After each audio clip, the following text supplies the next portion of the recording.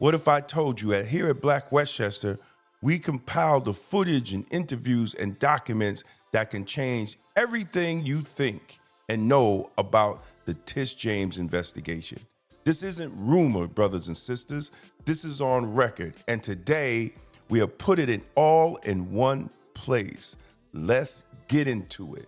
This is the Publisher's Desk with Damon K. Jones, brought to you by Black Westchester Magazine, where life, culture, community, and faith meet truth, power, and purpose. Welcome to the Publisher's Desk, and I'm Damon K. Jones. And when it comes to the investigation of Tish James and the mortgage fraud, here at Black Westchester, we covered it like nobody else. We went where mainstream media won't go. We put the facts in front of the communities. We even had financial investigator, the very one who uncovered the evidence now in the hands of DOJ, right here on Black Westchester Radio, Mr. Sam Antar. Today, I'm bringing it all together. Every interview, every article, every public document, so you can see the full picture for yourself. This isn't about political parties. This isn't about personal agendas. This is all about facts and accountability and whether our New York State top cop in law enforcement is protecting the people or protecting herself and her power. So let's check it out right now. And thank you for watching. It's barely touching. Now let's break it down. On April 14th, 2025, the U.S. Federal Housing Finance Agency, the FHFA, sent a criminal referral to the Department of Justice. The subject was Letitia James, New York's top law enforcement officer. According to the referral, James is accused of falsifying mortgage applications and misrepresenting property details to receive government-backed loans with lower interest rates. The letter directly cites violations of federal laws, including bank fraud, wire fraud, and making false statements to financial institutions. So let's look at the properties. Let's start with her Norfolk, Virginia property.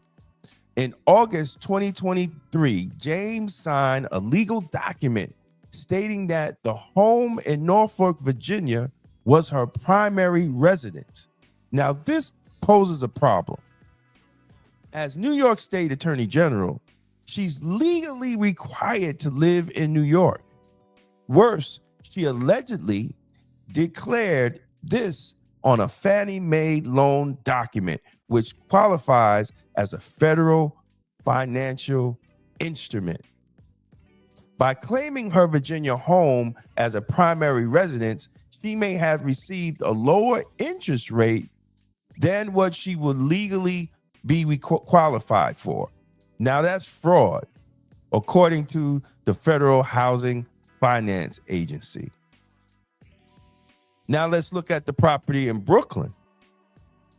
City records show that this is a 5-unit building. But for over 2 decades, James had described it on mortgage documents as a 4-unit building. Now, the question is, why would she do that? Because government-backed conforming loans with better rates only apply to buildings with 4 units or less. She even used, allegedly, in a 2011 application for the Home Affordable Modification Program, she allegedly repeated the same lie again in 2019 to refinance her mortgage. And it doesn't stop there.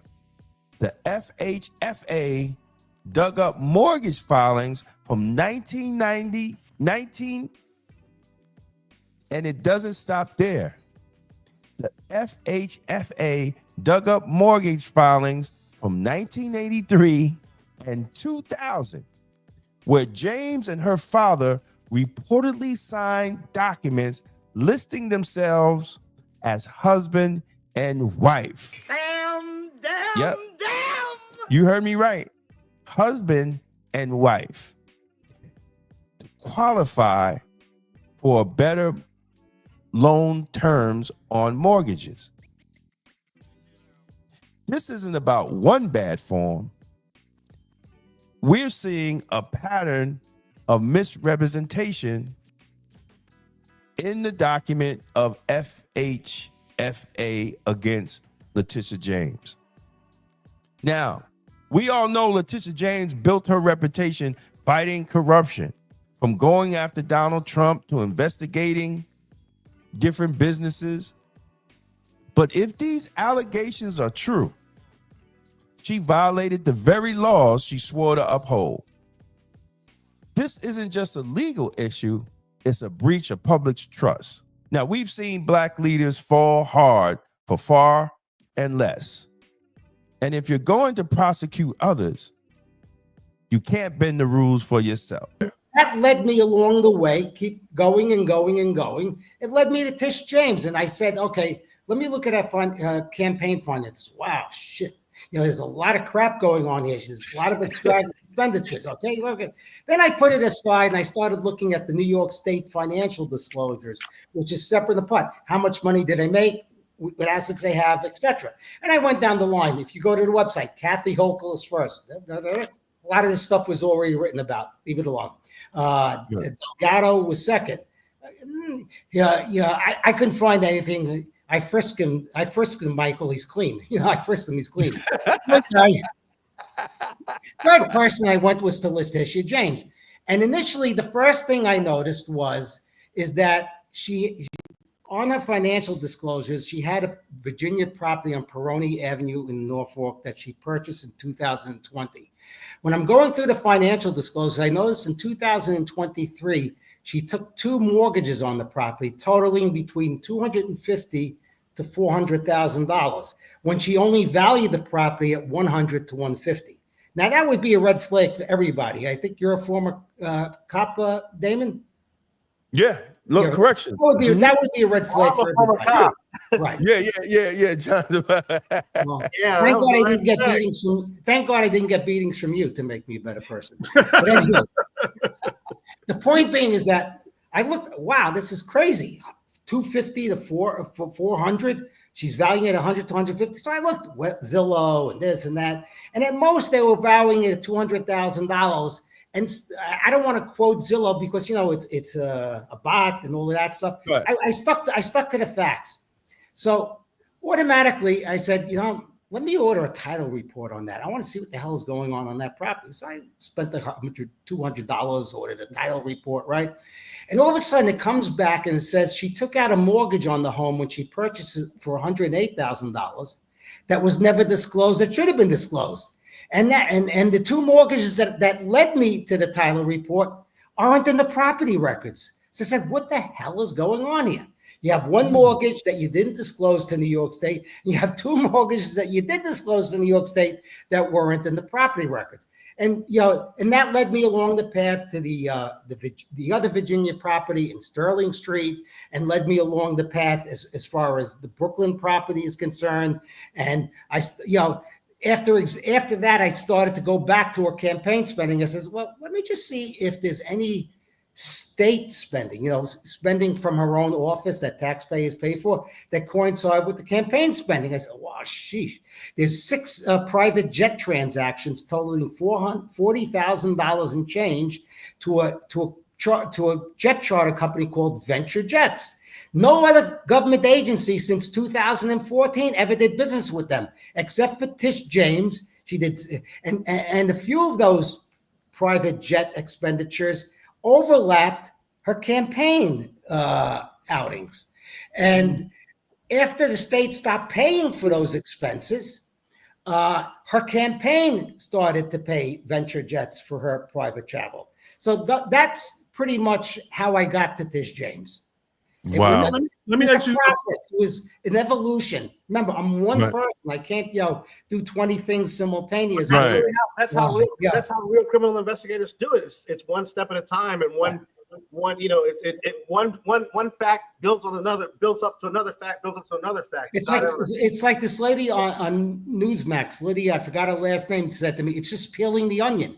So this is a process. I didn't do the whole investigative work at once. I'm doing it as I'm going along and learning new things, step by step by step. Kind of like journalism. Kind of like when the feds caught me. and it's also the same thing as journalism. Like a good journalist, that's how you don't never trip over the whole story. Something piqued your interest and you look further and you dug further and you dug further and you build on top of that. But I want to stop right there real quick because there were some things said but when you were coming on, and I seen some things written about you online. So some people are writing you off that you are paid to come after her and that you're a Trump MAGA supporter and you're working for Trump, and that's the reason why you're doing any of this. So I wanted to give you a chance to explain it. I'm a registered Democrat, first of all. I've supported Democratic and Republican candidates, as my right as an American. Right. I have no ties to the Trump administration. I am not in contact with the Trump administration, although I am in contact with law enforcement, as would be expected under the circumstances. I am not, right. And it's totally ridiculous. But let's put that aside. Let's say everything everybody is saying about me is true for the sake of argument. My work speaks for itself. It's very documented. I post links to all of the source documents. It doesn't matter if I burned down the building yesterday. What matters is if I am correct or incorrect. Right. And I wanted you to get a chance to address that also. So you didn't have a personal axe to grind with Tish James and you're just coming after her. I have a personal axe. I'm sorry to interrupt you. I have a personal axe to grind with any politician that I see is corrupt. Now, in New York, unfortunately, it's a one-party state. There's no Republican controller. There's no Republican governor. There's no Republican mayor. There's no Republican city councilor. What am I going to do?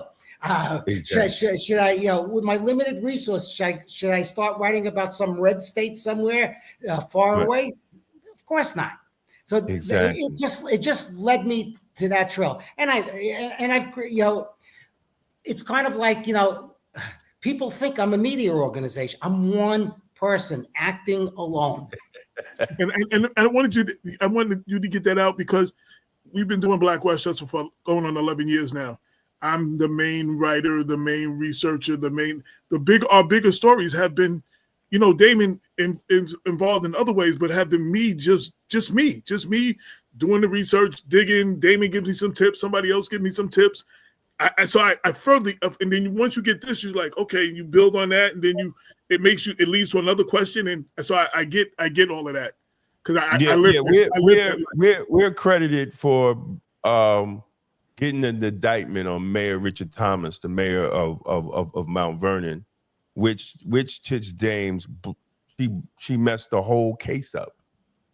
Like, here's my impression. This is just a personal observation. When I blog about things, I root it in facts. If I don't have facts, I ask questions. Okay? Absolutely. Exactly. But in this case, I'll just give you a personal observation, which could be incorrect. I don't know.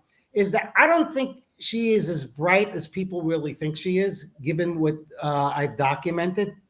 I think she's more of a political figure than a legal figure, notwithstanding the fact that she has a law degree.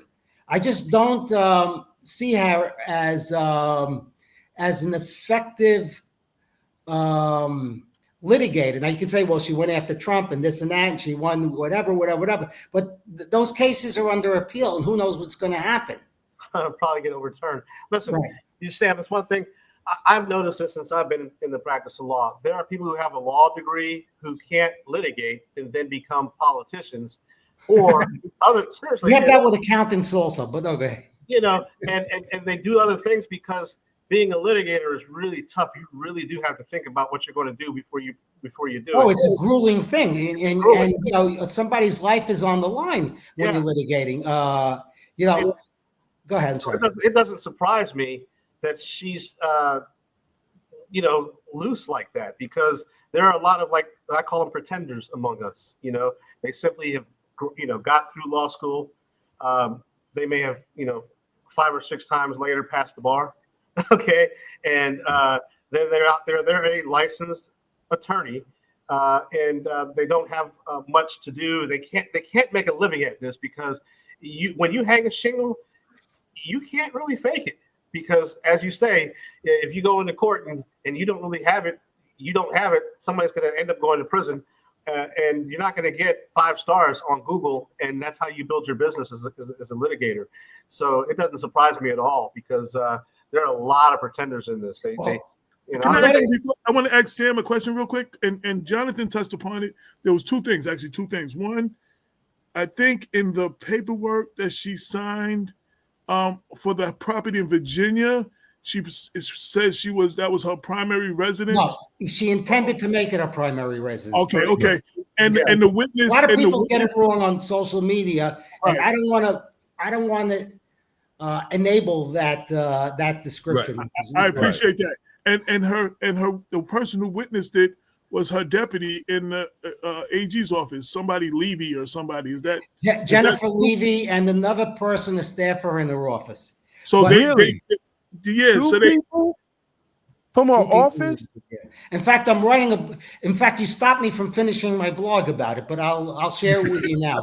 That brings up an interesting point, though. So now you're scooping me on my own blog. Go ahead.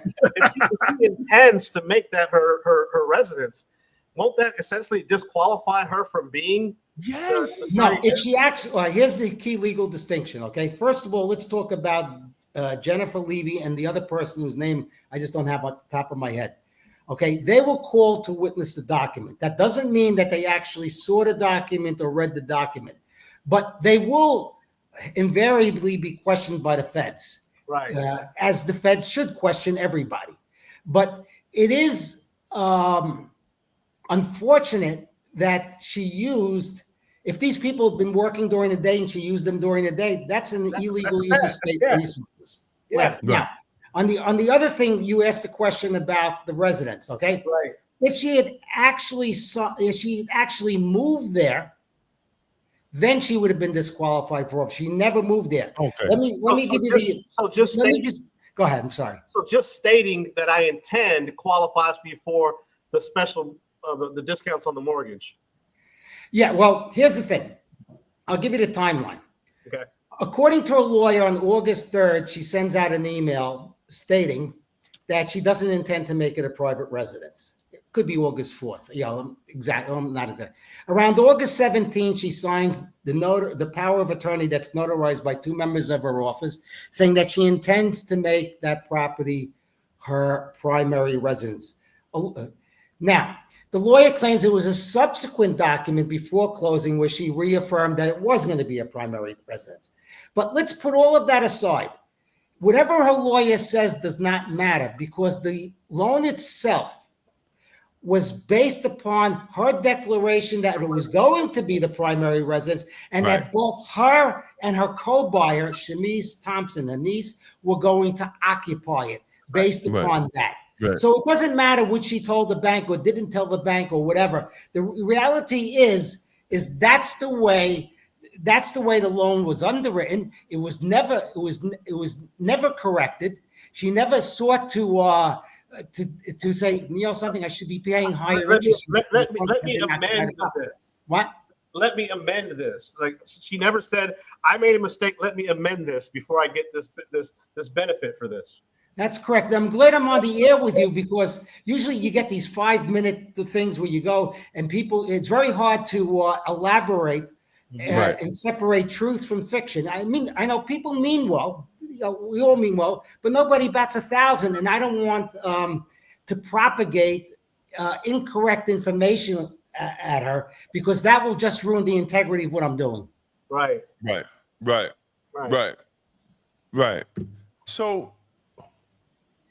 So she got the loan.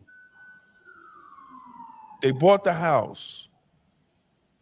And she got the break. She got that tax break.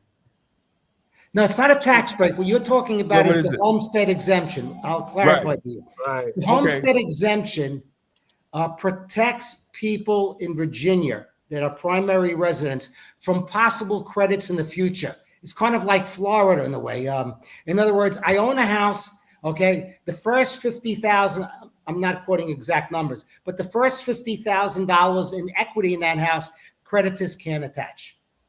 Okay. So what they have to do is they file a homestead deed, which is recorded in the county clerk's office. And when I did the title search on that property, there was nothing to be found.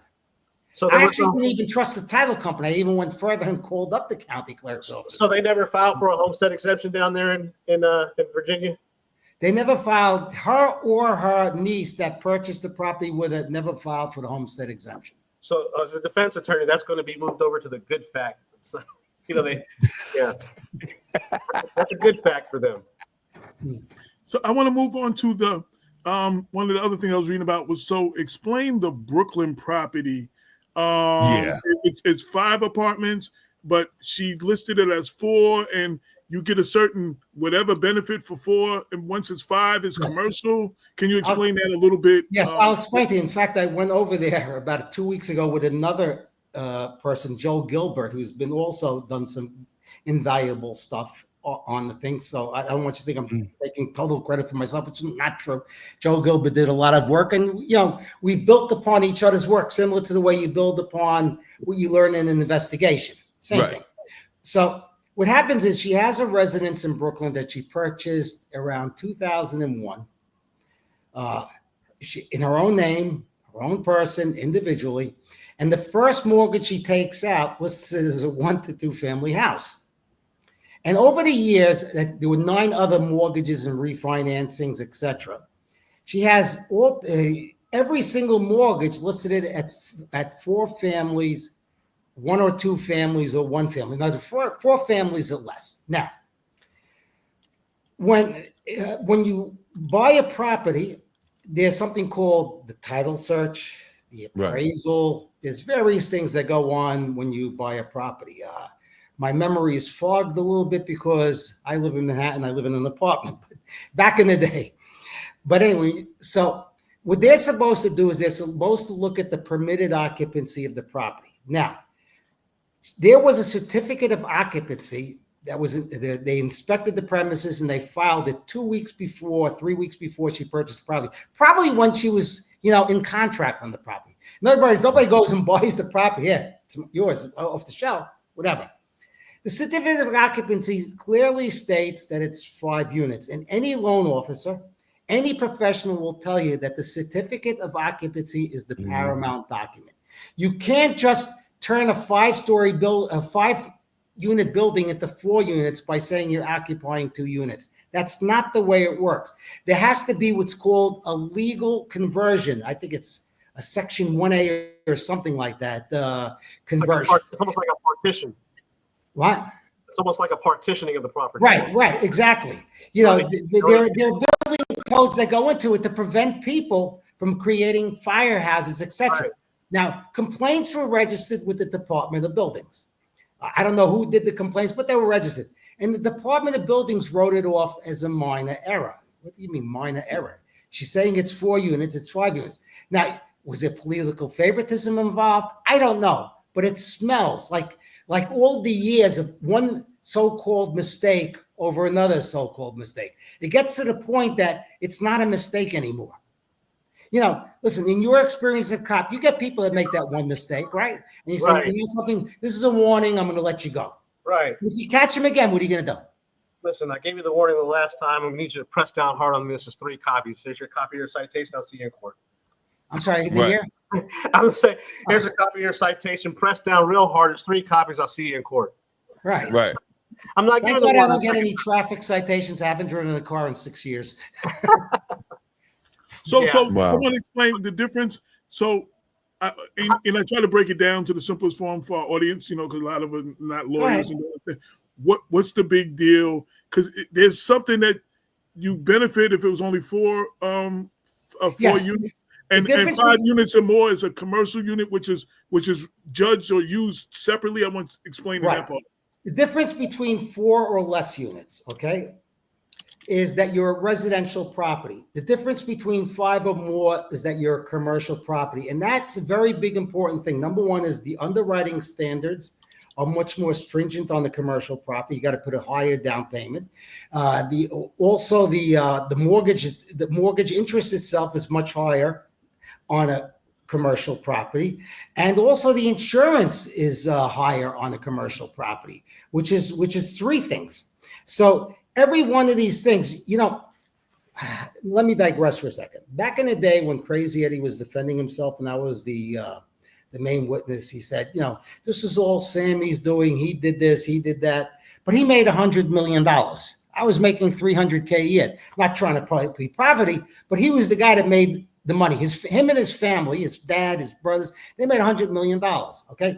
Here, every single mistake she claims she made benefited her financially over a period from when she purchased the property in 2001 to the last mortgage I can see on Acris, which is the database, in 2021. Every single mortgage document was to her financial benefit. Remember, it's not the first time. I'm going to give you a warning this time. I'm going to catch you the next time, whatever. This is a repeated behavior over time. So, and talking to somebody who's like a layman, and this just, I'm asking because I'm not clear. This kind of is getting to a territory that is sounding reminiscent of what she went after Trump for.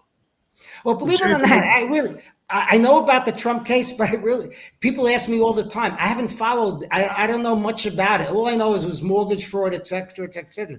Given my limited time and resources, it's not an efficient use of my time. I'd rather just spend it all investigating the issues at hand. Right. Sam, let me ask you a question. You said on your ex, you said multiple phantom mortgages. What do you mean by that? Let's go back to what I described when she bought the property on Peroni Avenue in Virginia, which is the first of the two properties. The Sterling Street property was the one where she signed the affidavit. Right. All right. So the Peroni Avenue property, when I first looked, I saw two mortgages exceeding the value of the property by a ratio of at least 2 to 1. Then I looked and I saw a third mortgage that was never disclosed, and I couldn't find the two mortgages that were disclosed in the financial filings with New York State. These are what I call phantom mortgages. She has also another mortgage that she lists on her financial disclosures in relating to the 296 Brooklyn property, 296 Lafayette Avenue, Brooklyn. That mortgage appears on our financial disclosures to New York State. I can't find it in Acris. So here's the question. Okay, I don't think she made up those mortgages. This is my opinion. Again, I don't want to, I'll tell you when I deviate from facts to opinion. I don't think that she fabricated those mortgages. What I do think is questions should be asked. Why weren't those mortgages recorded? Right. That's a standard. That's the whole purpose of getting a mortgage. Yeah, they don't get any protection if it's an unrecorded mortgage. It's just like a regular general debt. That's interesting. I guess. How do you have mortgages that's not recorded? I'm confused. You know what it is? She's been on the air. This is baseless. Is this? But she won't litigate. But she's litigating by saying it's baseless and all of that. The first 2 pages of a rebuttal, of a lawyer's rebuttal to the DOJ referral, was all about Trump. I mean, I can't believe. I think she sees Trump when she wakes up in the morning, when she goes to sleep. I don't know. To me, it's like an obsession. And I'm not defending Trump. Believe me, I'm a Democrat. Sam, what you're saying, I want to make sure I'm clear. She didn't record the mortgage loan where? Okay, the Brooklyn property, I'm not sure of the name, and I don't want to mix it up. Name is irrelevant, but I've written in my blog, Brooklyn property, there's one mortgage listed on our financial disclosures that cannot be found on Acris. Acris is the ruling database. Everybody uses Acris. It's a government-funded database. So I just, the cop in me started like, okay, well, what's the benefit of not recording a mortgage loan? And AI spit out the answer. I have to verify this, but it literally says the main benefit of not recording a mortgage loan is to avoid paying mortgage recording taxes. That is correct. New York is worse than the mafia when it comes to extracting money out of people. 2% is the mortgage recording tax. Substantial percentage of the loan amount. This can be particularly advantageous for borrowers as it reduces the upfront cost of securing a loan. That is correct. However, it also carries significant risk for lenders, as unrecorded mortgages can be subject to attack by bankruptcy trustees or other creditors, potentially invalidating the lien. Now, you brought up a very good point. Let's play investigator to investigator, right? Yeah. Okay, your point is well taken. It is the mortgage company that records the mortgage. Why didn't they? What benefit did they get? Yeah, they're exposed to more. They're exposed to more Exactly. risk. Yeah. Good. And that's a question that needs to be answered. Why would they do How that? often do you see unrecorded mortgages? Why? You know? Why would they do that for? Why would this particular? So now we need to be looking at that lender to say, what benefit did they acquire to absorb that type of risk? Why Exactly. Those are the questions that have to be asked in the investigatory process, which I'm sure that the feds, will do. Everybody thinks that people go to me, on Twitter, they say, well, she hasn't been arrested yet. It's not a 2-hour movie. You guys know that. It's a process. Exactly. You got to build upon, I don't anticipate, I could be wrong. Maybe tomorrow they'll arrest her, but I don't think so. I don't think we're going to know the results of the investigation for at least 6 to 9 months, as they should take their time. Right. It was like when the feds investigate you, it'll take a long time. The feds could be the people cutting your grass for the last 6 months, and you would never know it. You don't know when you're being investigated. You just do not know. The Crazy Eddie investigation started in January 1987 while I was still at the company, and it didn't even involve securities fraud. It was us. We were charging the Japanese companies 3 times for the same repair and getting reimbursed on it. That's another story. But like we talked about evolving investigations over time, it was learned that there was a securities fraud and they came after us. Now, the indictments, 1987, January, the indictments didn't come until 1992. Jeez, 5 years. Jesus Christ. Well, part of it's my fault because I lied my ass off before they flipped me and they beat the shit out of me and I became a better person. But that's another story. I actually have a deep respect for the feds. Did they physically beat you though? What? Did they physically beat you? Nah, I'm only kidding. But you know the way. Listen, you're a cop. You know how they can play psychological warfare. It's kind of like absolutely. They're gonna put you in that room for 12 hours. At the end of the day, Crazy Eddie's. I got 6 months of house arrest in 1994. It's nothing. 6 months of house arrest, right? But they don't understand. There's a process. It's like having a gun to your head, right? What's that game? Russian roulette, and not knowing when they pull the trigger, it's going to blow your brains out. You don't know. And it lasts for how? For you, you knew the investigation started in 1987, right? Oh, so for me, the criminal investigation stopped in 1994, but the civil investigation by the SEC, because remember, there's a lower burden of proof in civil cases. So I'm still cooperating with the feds for 4 more years. So wow. Basically took over my life for like 10 years. 10 years, 11 years, yeah. Wow. Yeah, that whole process. I mean, I was under indictment for a little while. So I spent 26 months. We should make up indictment T-shirts. I was under indictment. I was under indictment. And it's because you don't have the certainty in your life. You don't know what's going to happen. That's what I'm talking about. Uncertainty. Now, I'm a guy that was married at the time. I have three boys. It's not an easy thing for a parent. Yeah. I'm not trying to play the sob story to you because I made my own bed and I'm responsible for what I did. Okay. But the victim suffered 1,000 times more than me. But the point is, it is a very grueling process. Yeah. Right. Sam. You only made one mistake, Sam. Well, you made a couple, but you made one critical mistake. I should have entered politics. Go ahead. No, out of that 100 million that they got, damn it, you didn't work out your percentages right. Okay. Sam, I want to address. So you say you're saying on X, right? In 1983, James and her father signed a mortgage documents identifying themselves as husband and wife, not father and daughter. Yes, not to take credit, that was Joe. He said, "What?" What? Wait, what? Wait, yeah. Okay, wait, what? Let me explain it to AJ. Please, yes.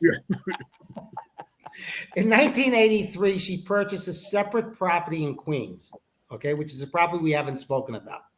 The deed says father and daughter, but the mortgage says husband and wife.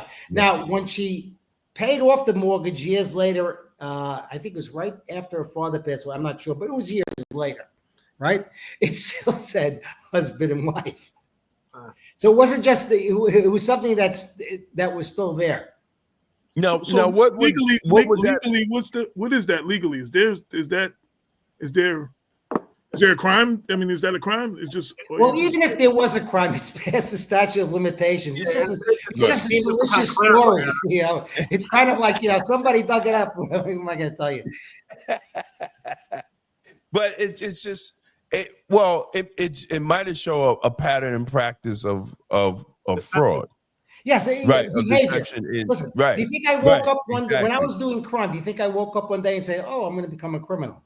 Yeah. Right. There's a process. We all evolve and we all grow. Some of us grow on the wrong path, like me, as opposed to you guys. You ended up on the right path, and some of us grow on the right path. It's just that's just the way it is.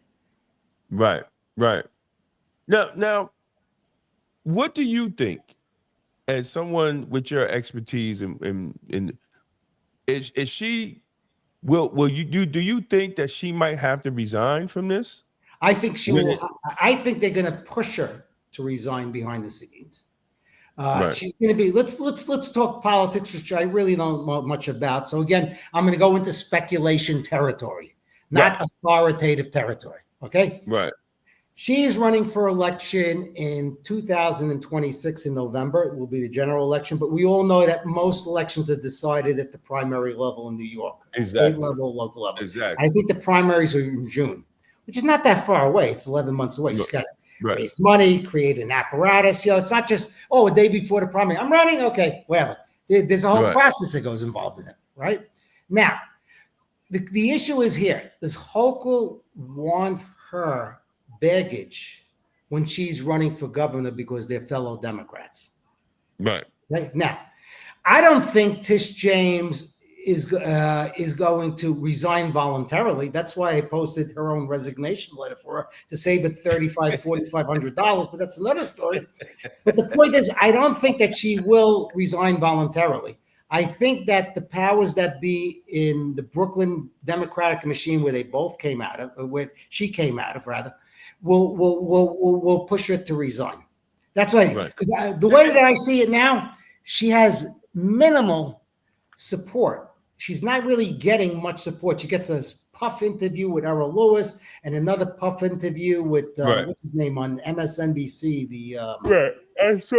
Chris Hayes, and she gets a couple of shallow press articles and editorial just dismissing it. And most of these guys don't even look at the situation. So she's not getting that huge groundswell of support behind her that I think she would have expected. I don't think she's what I don't think, because by the time the primary, we're talking about gearing up for that election season, the indictment probably is going to drop. That indictment will be here within the next 6 months, I bet, Sam. Okay, but you don't want it. You don't want it hanging over the head of the Democratic Party, because remember, people have to prepare to run. But I don't think she's gonna. The key thing is she's not going to be able to raise money. So here.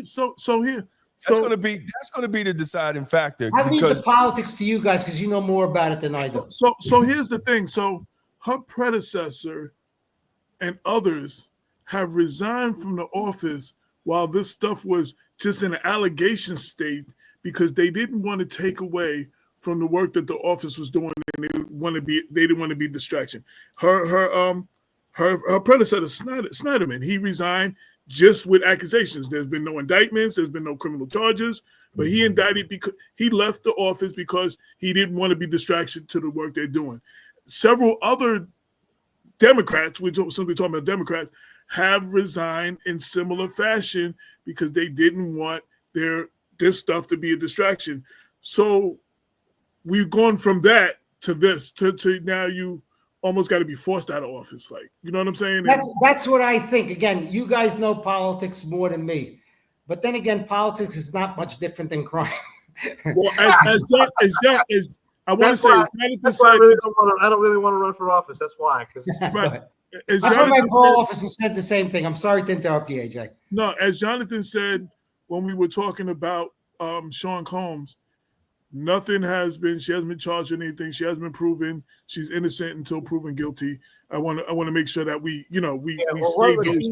One of the key differences in this particular situation is we have a piece of paper that, if accepted, just based on the notion of that piece of paper, that creates a real problem, because those representations that are in that piece of paper are either going to be explained as intentional misrepresentations or some kind of complete mistake, absence of the mind. Yes, and mistakes do happen. Listen, to be fair, mistakes do happen. We all make mistakes, okay? Yeah. And if it was one mortgage, okay. If it's two mortgages, okay, I'll give you one more chance. Like you said earlier today, John. but warning. After it's hard to prove, like Jonathan said last week, me and you might make a mistake. We're not lawyers. Yeah. But she's the AG. She's the AG. So I didn't read that part, or I misinterpret that part. Like, this is what you do for a living. Like, it's kind of harder to.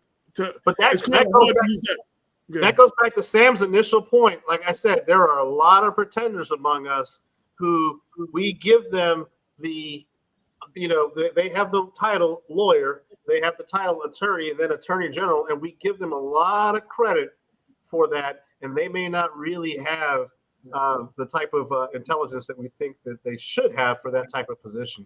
Yeah, that's what it is. I mean, listen, when I was going through my legal squabbles, I had to go through lawyers too. I had shitty lawyers, and then I had great lawyers. That's why I ended up with house arrest. My lawyer said, we're not going to get you limited immunity while you're talking to the FBI. We're not even going to ask for a deal. That's off the table, because they got you. They can only hang you once. If they charge you with 50 counts, even though I get you off on 49 counts, the other count is still a 5-year term. You're just going to tell them everything you know.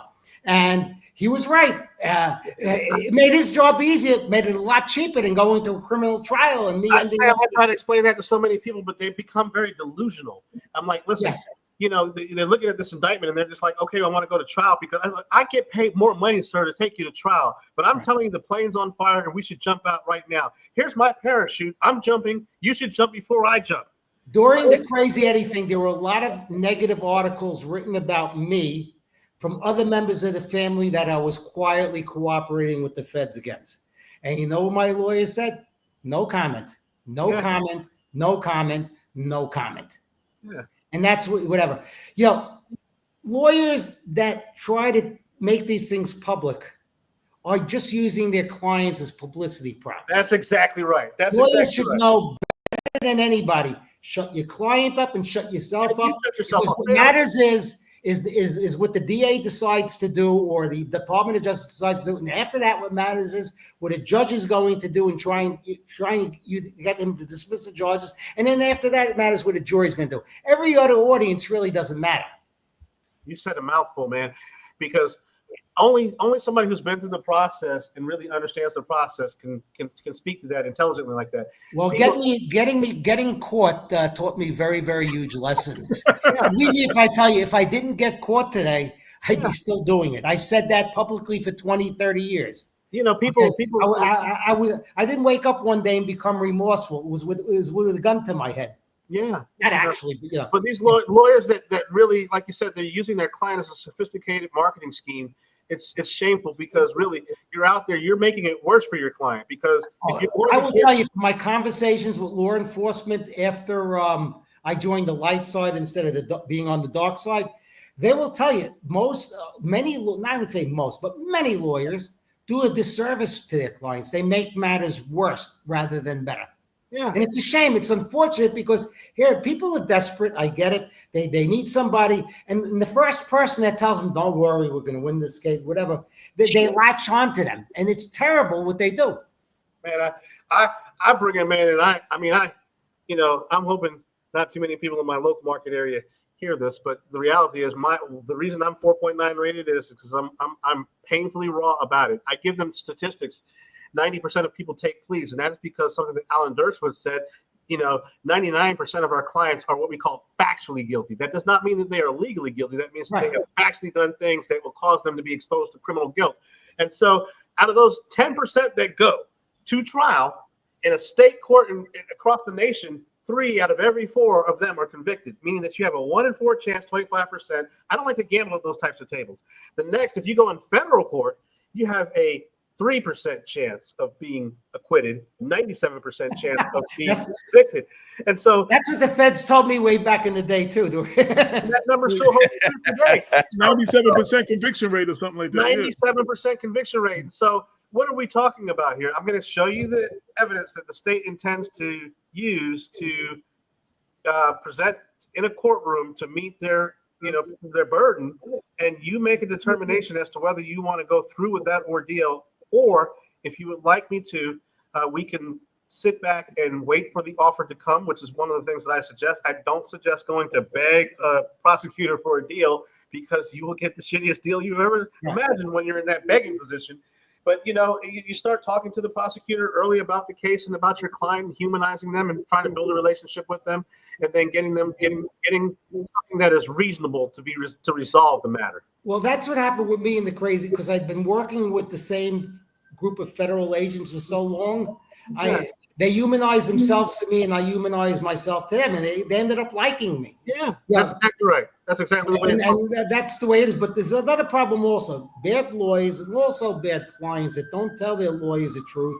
Yeah. Or even if they do tell their lawyers the truth, they don't really help their lawyers put together their defense. They think that their lawyers are gonna guesswork themselves into it. So it's a very, very big problem when it comes to the legal process, getting a client to tell you the truth. And the lawyer sometimes has got to smack the client around, saying, no, that doesn't make sense. You're lying to me. I can't represent you unless you tell me the truth. And then I'll decide. That's why we have attorney-client privilege. Yeah, I'm painfully honest, and I say, listen, here's the deal. If you were to go see a doctor and you were suffering from, say, cancer, you can hide many of your symptoms, but it would be best for you to tell the doctor, listen, I'm shitting blood right now, so that he can actually start looking at your, at your colon to see if what's causing that. And so I tell people all the time, I'm like, listen, you really want to be honest with me? This is a no judgment zone. It is so that I can begin to build a defense. And I also explain to them, it is not me against the state of Maryland or me against the government. It's me and you against them to be able to get you a good outcome. Right. And also, a bad client can hurt a lawyer's reputation too. Right. Okay. People get it that people have the right to defend themselves and whatever. But what could happen is a bad client can make representations that the lawyer relays to the prosecutors and trying to do.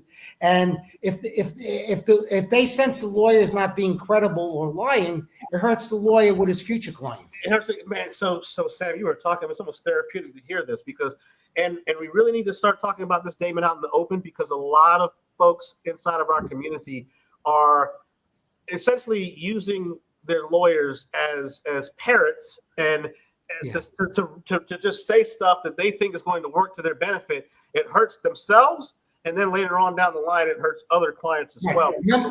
Remember the Miranda rights. Everything you can and will say will be used against you, something like that. So anything her lawyer puts in writing, everything that Tish James puts on the air, everything that she says will be used against her. Yeah. So when I saw her, these are entirely baseless allegations. I'll tell you, man, I know she wasn't advised by a lawyer at that point, because that's really going to make the government, they're going to hunker down, and they're going to really want to. What's the legal? Because another lawyer on YouTube, a very brilliant guy, I don't recall his name, a couple of weeks ago, said, what's the definition of the word baseless? Baseless doesn't mean that the facts don't support the claim. It just means that, it's legal linguistic twist on things. Yeah, she's basically saying that it's completely fiction.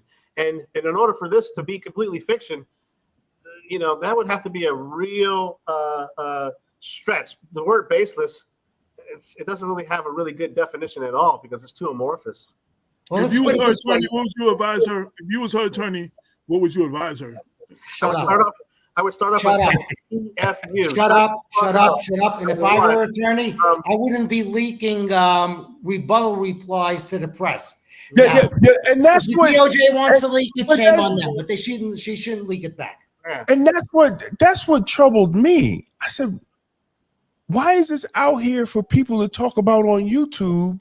And one girl had the whole letter and the exhibits and everything. I was like, what is she doing? So there are pretenders among us. There are people who say they're criminal defense lawyers who might be in her ear telling her to do some of that DS. I call DS dumb shit, right? And she's out there doing it, right? She's out there actually doing it. And so what happens is they think that they are going to influence a jury pool at this stage of the game. And what you're doing is you're skipping all the way to that step by saying, I'm going to start putting my narrative out here that sounds like a media person and not really a lawyer. Now, let me come back to you on that. Like you said, Purpose. Welcome to Black Westchester Magazine's The Publisher's Desk, and I'm Damon K. Jones, the publisher of Black Westchester Magazine. We live in a time when public trust is on life support, and the people tasked with enforcing the law must also live under it. So when New York Attorney General Letitia James, yes, the same Letitia James who secured a $454 million judgment against Donald Trump, admits on camera to providing incorrect information on a legal document. It has to do with the fact that on a power of attorney, I mistakenly indicated that I was a state of Virginia, but prior to that, I had indicated to the mortgage broker that, in fact, in bold cap letters, that I am not a resident of Virginia and never will be. We have a responsibility to ask the question, is that an admission of wrongdoing or just a mistake with consequences? So let's talk plain. If a private citizen admitted to submitting a document with false residency information, even if they called it a mistake, they'd be facing serious scrutiny. Why? Because mortgage fraud is no small matter. It raises key questions. Was a document submitted to the lender? Did it affect the terms or approval of the loan? Was this an isolated error, or is it part of a pattern? This isn't about politics, it's about accountability and transparency, especially from the top law enforcement officer in New York State. Under federal and state law, false statements on mortgage documents can fall under mortgage misrepresentation, or worse, fraud, depending on how they were used and whether there was an intent to deceive. Now, here's the part that makes this even more controversial. This admission comes while James is leading a $454 million judgment case against Donald Trump, accusing him of inflating property values and misrepresenting financial documents. So naturally, people are asking if Letitia James can admit to putting incorrect information on legal forms and call it a mistake. Why isn't that same logic applied to others she investigates? That's not political spin. That's a legal and ethical double standard worth examining. Trump and the Trump Organization repeatedly and persistently manipulated the value of assets to induce banks to lend money to the Trump Organization on more favorable terms than would otherwise have been available to the company, to pay lower taxes, to satisfy continuing loan agreements, and to induce insurance companies to provide insurance coverage for higher limits and at lower premiums.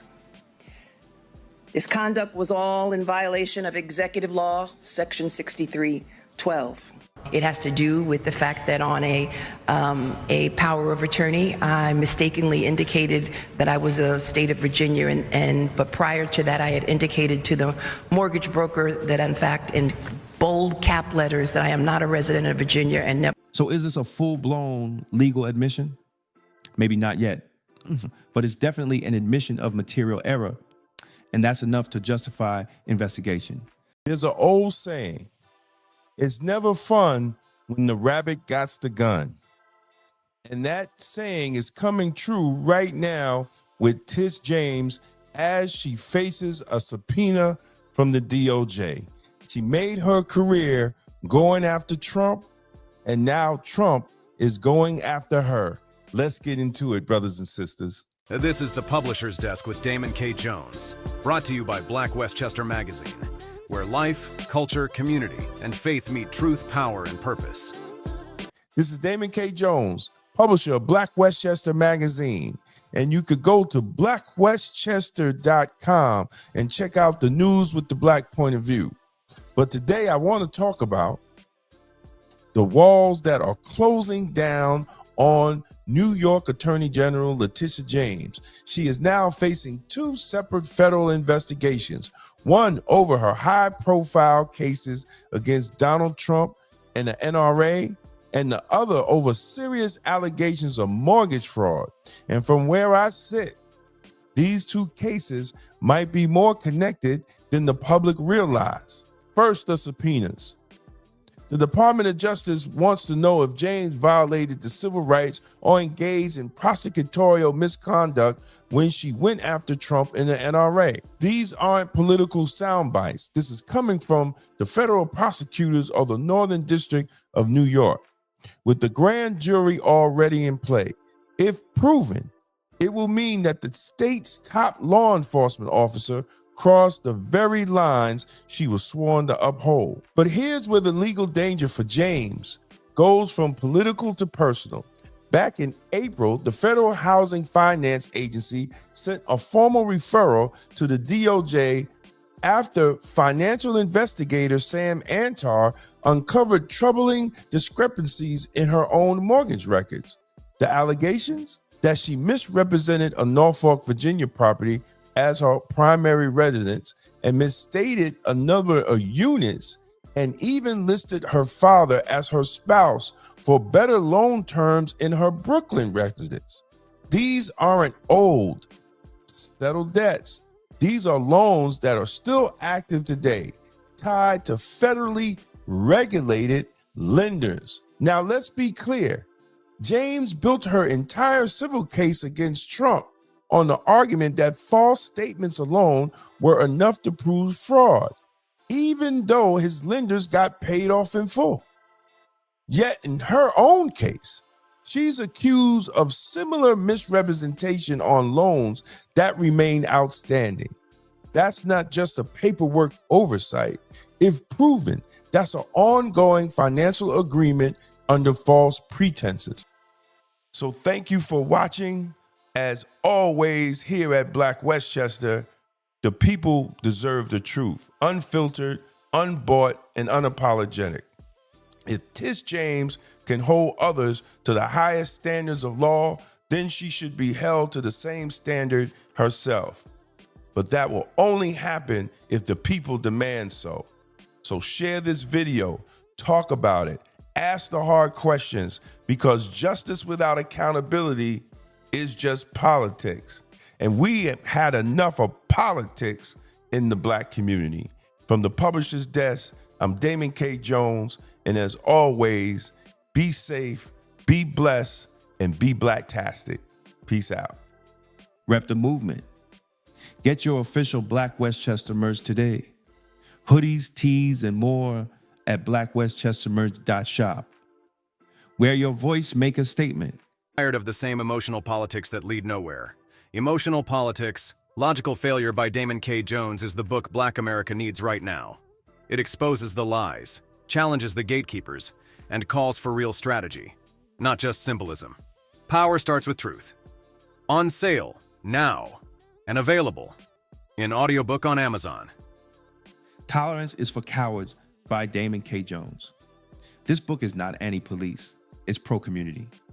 Discover how the extended policing strategy empowers you to demand real public safety, justice, and accountability from your local police department. Because the Black community deserves good policing. On sale now on Amazon and Audible. If you found this video informative, don't forget to like and share it with others who need to hear the truth. And for exclusive content and behind-the-scenes access, join the Black Westchester Magazine YouTube membership club today. Your support helps us keep independent Black media strong. Support independent Black media with style. Rock Black Westchester merch and represent the news with the Black point of view. Every purchase helps us speak truth to power. This is the Publisher's Desk with Damon K. Jones, brought to you by Black Westchester Magazine, where life, culture, community, and faith meet truth, power, and purpose.